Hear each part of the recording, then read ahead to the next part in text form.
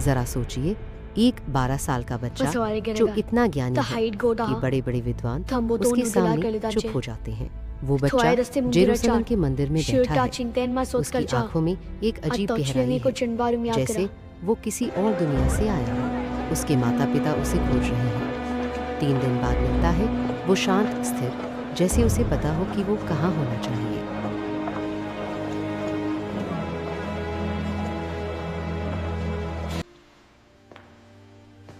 इन 18 सालों में यीशु कहाँ थे, क्या करते थे, किससे मिले, क्या सीखा? बाइबल में एक भी शब्द नहीं।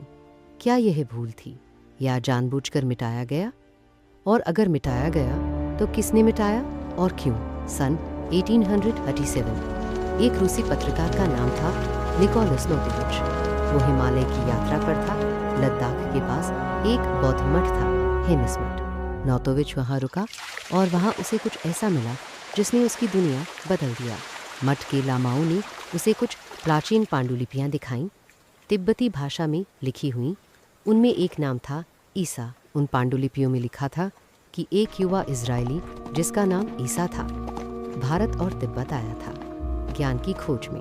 वो पहले पंजाब आया, फिर राजपूताना, फिर काशी, फिर जगन्नाथपुरी, फिर हिमालय और तिब्बत। वहाँ उसने हिंदू शास्त्र पढ़े, वेद और उपनिषद का अध्ययन किया, बौद्ध धर्म के भिक्षुओं से ज्ञान लिया और फिर वापस अपने देश लौट गया।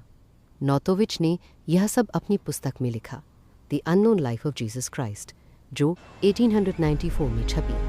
किताब छपते ही तूफान आ गया। चर्च ने इसे झूठ कहा, विद्वानों ने सवाल उठाए। नोतोविच अकेले नहीं थे, उनके बाद कई और यात्री और विद्वान हेमिस मठ गए। उनमें से एक थी स्वामी अभेदानंद। 1922 में स्वामी अभेदानंद खुद हेमिस मठ पहुंचे।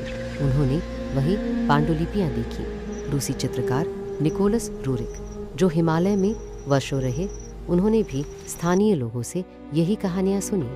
कश्मीर के कुछ इलाकों में आज भी एक परंपरा है जहां स्थानीय लोग मानते हैं कि यूज आसफ नाम का एक पवित्र व्यक्ति यहां आया था।